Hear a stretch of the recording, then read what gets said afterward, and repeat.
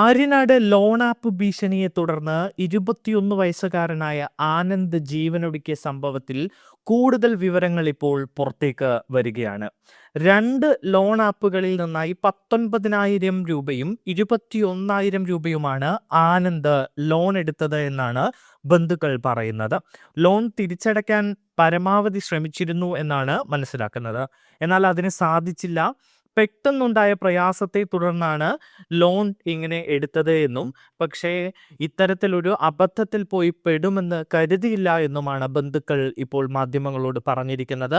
Anand loan എടുത്ത വിവരം വീട്ടിൽ ആർക്കും അറിയില്ലായിരുന്നു. വീട്ടിലെ സാമ്പത്തിക പ്രശ്നങ്ങളെ തുടർന്നാണ് ലോൺ എടുത്തത് എന്നാണ് അവൻ സുഹൃത്തുക്കളോട് പറഞ്ഞതായി അറിയാൻ കഴിയുന്നത്.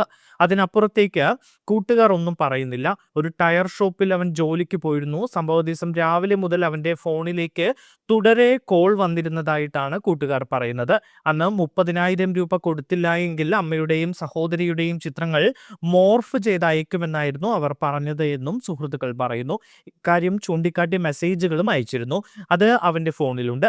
ആരെങ്കിലും എന്തെങ്കിലും പറഞ്ഞാൽ അതിനോട് പറഞ്ഞു നിൽക്കാനൊന്നും കഴിവുള്ള ആളല്ല ആനന്ദ്. 21 വയസ്സേ അവനുള്ളൂ.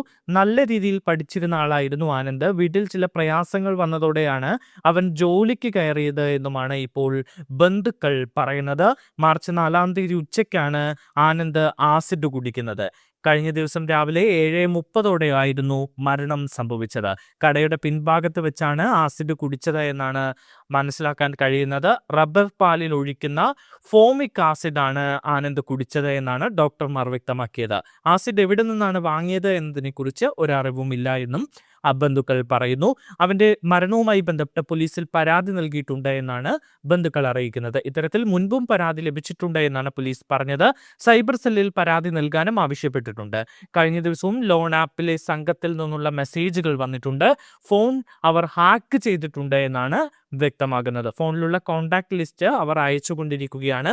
ട്രൂ കോളറിൽ പരിശോധിച്ചതിൽ നിന്ന് ബീഹാർ, രാജസ്ഥാൻ, ബംഗളൂരു എന്നിവിടങ്ങളിൽ നിന്നാണ് ഈ കോളുകൾ വരുന്നത് എന്നാണ് മനസ്സിലായത് എന്നും ഇപ്പോൾ ബന്ധുക്കൾ വ്യക്തമാക്കുകയാണ്.